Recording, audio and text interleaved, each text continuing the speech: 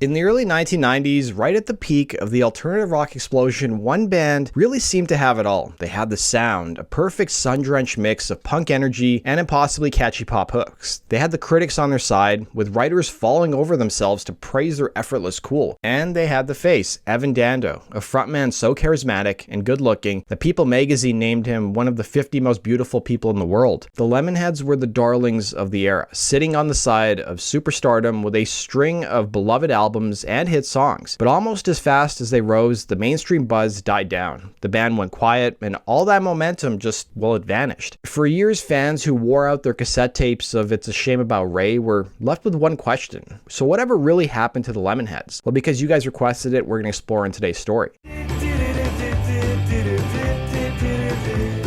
The Lemonheads' history doesn't start under the sunny skies of California, but in the colder, grittier music scene of Boston. Back in 1986, three ambitious teenagers from Commonwealth School, Evan Dando, Ben Deily, and Jesse Peretz, decided to start a band. Dando, who was really the creative mastermind behind the group, was born to a fashion model mother and a real estate attorney father. Dando was raised on Motown, Neil Young, and Steely Dan. His sister later turned him on to Black Sabbath as well. The trio first called themselves the Whelps, but quickly switched to a name inspired by a popular candy, a name that would turn out to be weirdly prophetic. The Lemonheads, as Dando later put it, were sweet on the inside and sour on the outside, which was the perfect metaphor for the music they were about to make. They modeled their early sound after the Replacements, Black Flag always comes up in interviews, as well as Hüsker Dü. While still using the moniker the Whelps in 1986, a demo tape of theirs got passed to a guy named Curtis Casella, the head of local label Tang Records. Casella told Spin, "It sounded so similar at first, exactly like the Replacements."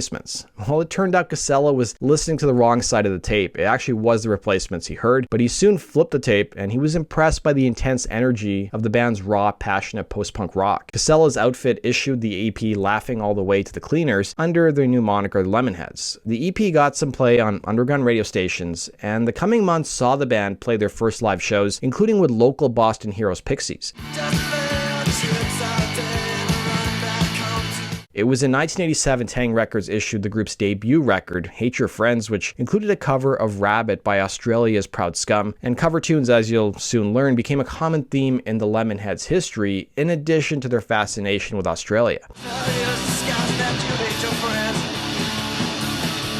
Their first two releases on Taang Records were raw, fast, and loud. The band soon underwent a lineup change with their drummer leaving and John Strum coming in. Now, lineup changes became another common theme for the group. Hate Your Friends, along with 1988's Creator and 1989's Lick, became college rock staples and earned the Lemonheads a loyal underground following. Their label head Casella told Spin that after 1988's Creator, a lot of weird started to happen. Co-leaders Dando and Deily stopped getting along and almost broke up. But the band had signed a 3-album deal with Taang Records, and the label threatened to put out a third album on its own, which consisted of rarities and outtakes. So Dando and Deily reluctantly agreed to write a third record. Adding to the tension was that the pair's label pressured them to record a cover of Suzanne Vega's track Luca, which the band had actually played live as a joke.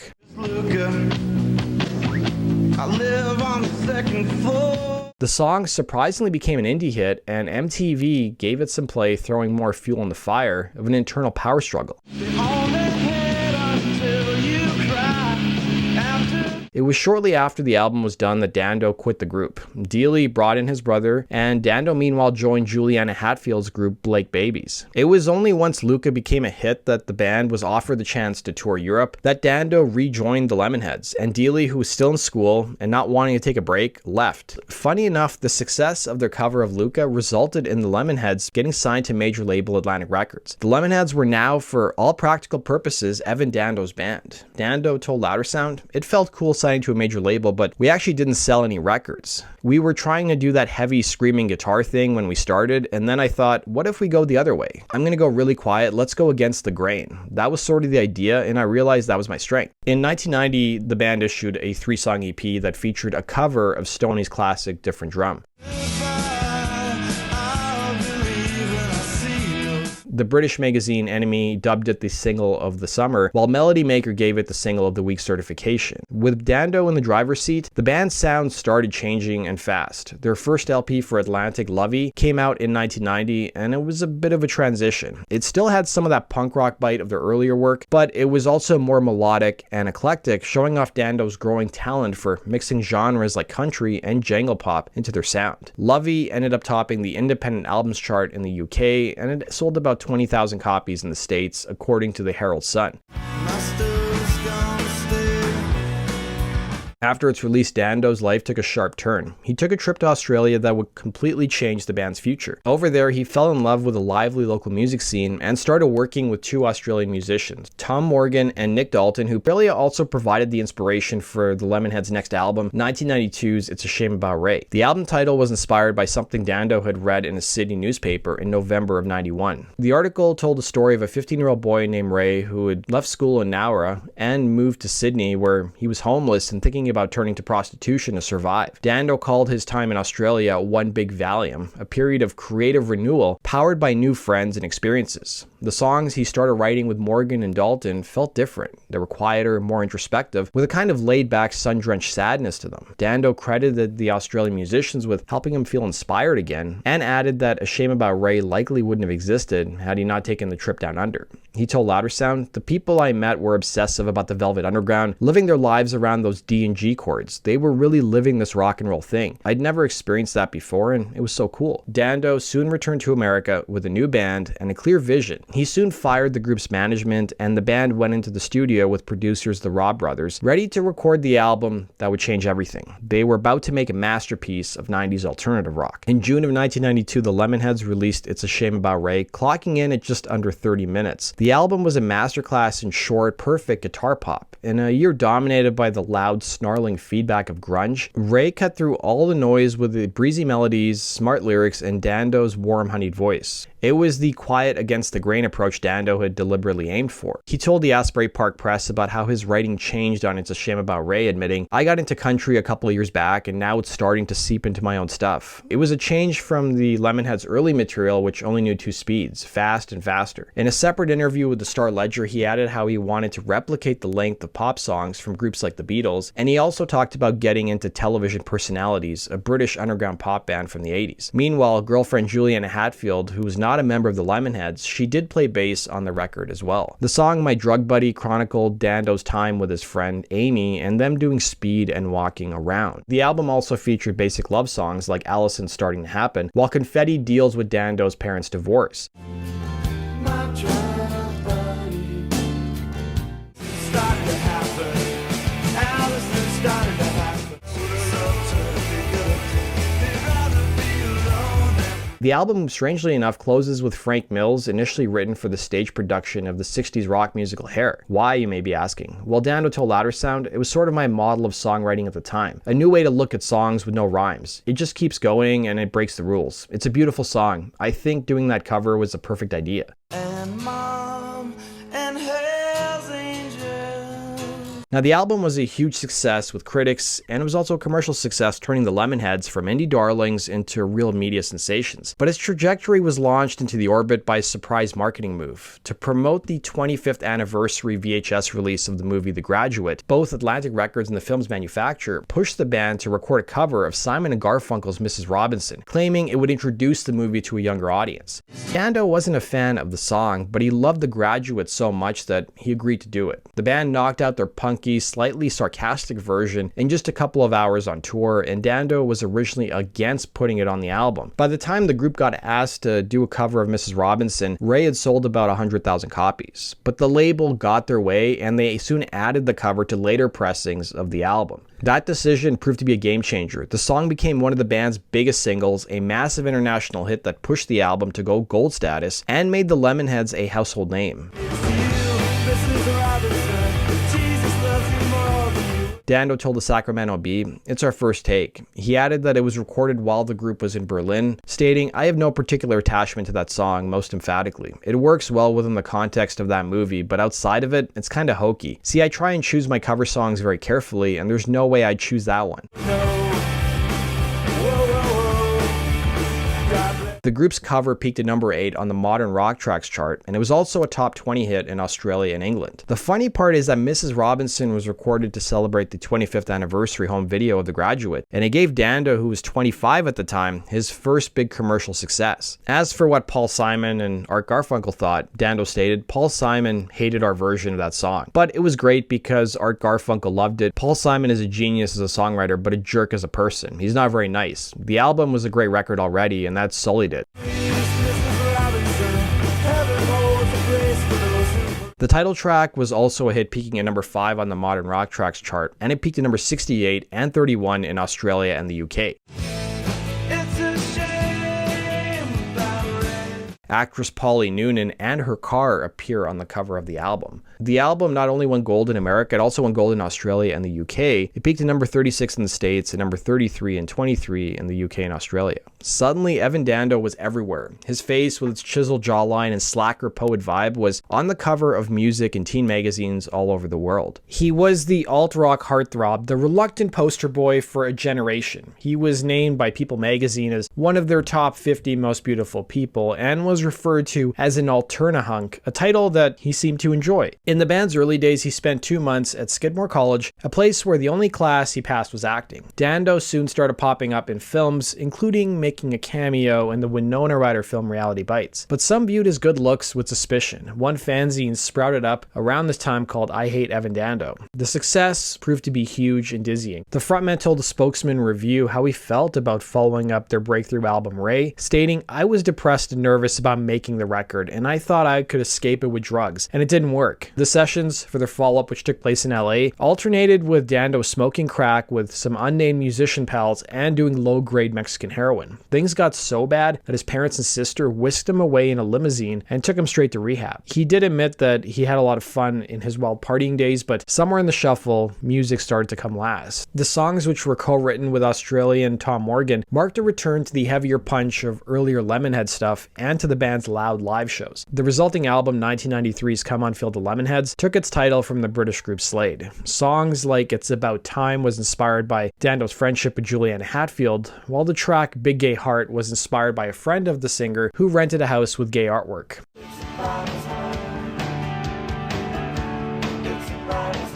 My big gay heart. Ex-Go-Go's member Belinda Carlisle, who shared management with the Lemonheads, lent her voice on the song I'll Do It Anyway, while Rick James does backing vocals on Rick James Style.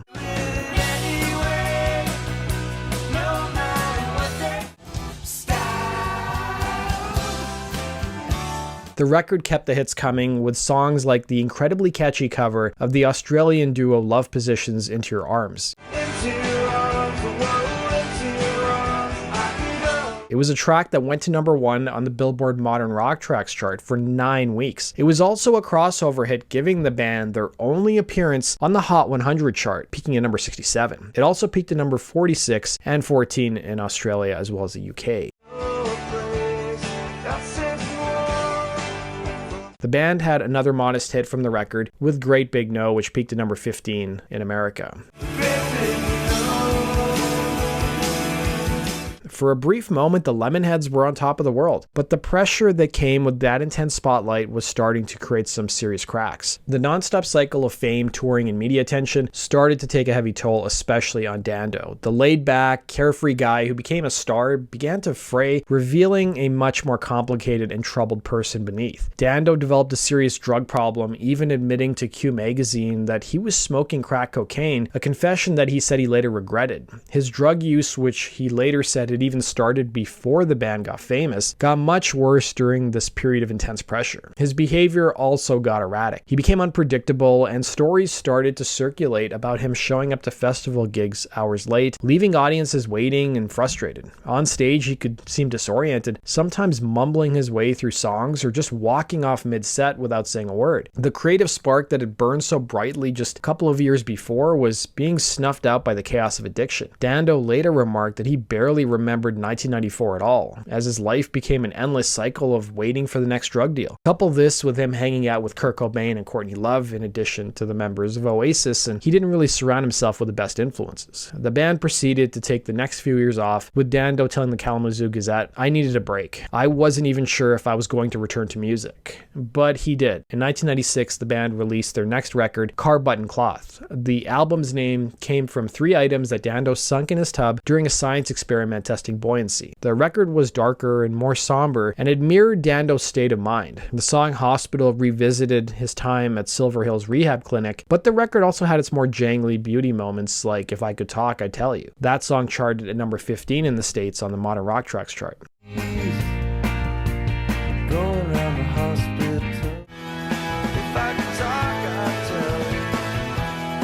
The record got mixed reviews and failed to recreate the commercial magic of the ones before it. The band went on tour to support the album, but by 1997, after a final show at the Reading Festival, it was over. The Lemonheads, once the brightest stars in the alternative sky, went on an indefinite hiatus. The constant touring, the internal pressures, and the death of a close friend, as well as Dando's personal battles, had brought everything to a grinding halt. The golden era was, well, finished. After the 1997 hiatus, it was time for Dando to retreat and take stock. With the band's structure gone, his substance abuse problems reportedly got worse. He stepped back from the music industry, started traveling, and he tried to find some kind of balance and peace. In 1998, Atlantic released the Best of the Lemonheads compilation, pretty much closing the book on the band's most successful chapter. For the next several years, Dando was mostly out of the public spotlight, though he would pop up for some solo acoustic shows, playing the classic songs from his band's past. During the time, he met and married English model and musician Elizabeth Moses in 2000. A relationship that brought some stability to his chaotic life. Eventually, the urge to make music started to come back. He started working on new material, and in 2003, he released his first real solo record, Baby on Board. The album was a shift from the punk pop of the Lemonheads, leaning into a more introspective alt-country vibe. It was met with great reviews, with critics praising Dando's more mature songwriting and his gift for what one magazine called bruised melancholy. The record was a quiet, moving statement from an artist who had been through hell and back, and he was still able to craft beautiful, heartfelt music. It was a top 40 hit in the UK, and it proved that even after the storm of the 90s, the songwriter at the heart of the Lemonheads was still there, just learning to navigate a quieter chapter in his life. After its release, Dando finally entered rehab to confront his long-standing addictions. By 2005, the pull of the Lemonheads was too strong to resist. Dando reformed the band with a new lineup that excitingly included punk rock legends Carl Alvarez and Bill Stevenson of the Descendants. They signed a deal to Vagrant Records, and in 2006 they released a self-titled record, which was their first batch of new songs in a decade. The album was a fantastic return, a blast of rock energy that felt like a worthy follow-up to their 90s work. But inspiration for reforming the Lemonheads might surprise you. Dando told the Birmingham News, "I always wanted to do another Lemonheads record, and mainly there's this festival in Brazil with all these different kinds of bands playing all these different kinds of Lemonheads songs, and I thought since that was happening, I thought I might as well put a Lemonheads record out. And also, I found the perfect people to do it with." This reunion wasn't a one-time thing. The band followed it up in 2009 with a new record, Varsins, a fun collection of cover songs, and then a decade later they released Varsins 2, and they both show off the band's wide range of influences that have always been part of Dando's music. Through it all, Dando has been the one constant member, the beating heart of the Lemonheads. He has kept touring relentlessly, both with different lineups of the band and as a solo artist, playing for dedicated crowds all over the world. These tours often celebrate the band's biggest records, with recent shows even featuring full performances of It's a Shame About Ray and Come On Feel the Lemonheads in sold-out venues. In more recent years, Dando has been incredibly open about his past struggles and his path to sobriety. He's talked frankly about hitting rock bottom and the hard work of getting clean, a journey that has led him to a more stable life. He has spent a significant time in Brazil, a place that has deeply influenced him, and the creative spark is burning brighter than ever. The musician revealed that a new album of original Lemonhead songs is in the works, and he's also set to release his long-awaited memoir, giving his own side of this wild journey later this year. The story of the Lemonheads is a fascinating look at the dizzying highs of 90s fame and the long winding road that comes after. Evan Dando's journey has been one of incredible talent, very public struggles, and in the end, perseverance. What are your favorite memories of the Lemonheads or the 90s alternative scene? Let me know in the comment section below. And if you guys enjoyed this look back, make sure to like, subscribe, and share this video. And let me know in the comment section what future topics you'd like to see me cover. That brings us to the end of today's video, guys. Thanks for watching. We'll see you again in Rock and Roll Stories. Take care.